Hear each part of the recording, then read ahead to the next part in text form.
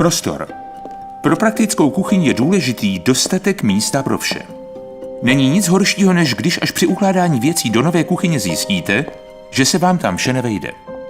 Tento problém zná i naše specialistka z firmy Bloom.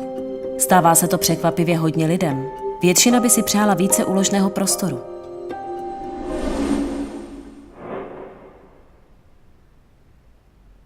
Ale kolik místa je potřeba, to se u každého individuálně liší, ne? Ano, osobní potřeba místa se může velmi lišit. Záleží na životním stylu, na zvyklostech při vaření a nakupování, na velikosti rodiny. Užší výsuv na kořenky je pro toho, kdo nevaří často nebo má málo místa. Majitel levého výsuvu má určitě rád náročné vaření. Široká skřínka na nádobí se hodí pro velkou rodinu. Zvážit tyto věci je důležité před pořízením kuchyně. Dobře vím, kolik místa potřebuji, ale místnost pro kuchyň má jen omezenou velikost. Jak místo, které je k dispozici, optimálně využít?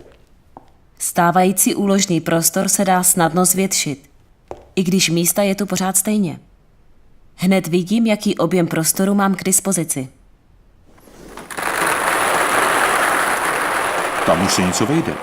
To ano, ale místo 2 úzkých výsuvů mohu využít jen 1 široký. A hned je tu víc místa.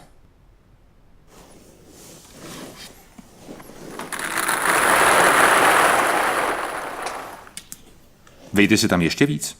Ano, tady máme standardní výsuv s relingem.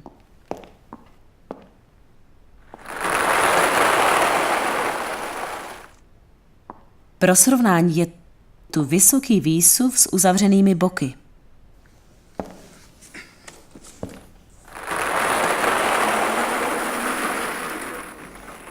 Vše bezpečně uložíme a především získáme mnohem více místa navíc. Tady máme obyčejnou zásuvku. Mám-li místo, mohu tu použít hlubší zásuvky. Tak bude k dispozici víc úložného prostoru. Zajímavé. Malými změnami výšky, šířky a hloubky jsme získali hodně místa. Můžeme ale vytvořit i nový úložný prostor. S pomocí důmyslných a chytrých řešení vznikne úložný prostor tam, kde žádný nebyl. To je dobré, tady je využit každý centimetr. Praktické skřínky mohou stát i v rohu, nebo do nich uložíme zásoby. Takže přesně si promyslete, kolik místa budete ve vaší kuchyni a pro co potřebovat. A sdělte to poradci v kuchyňském studiu.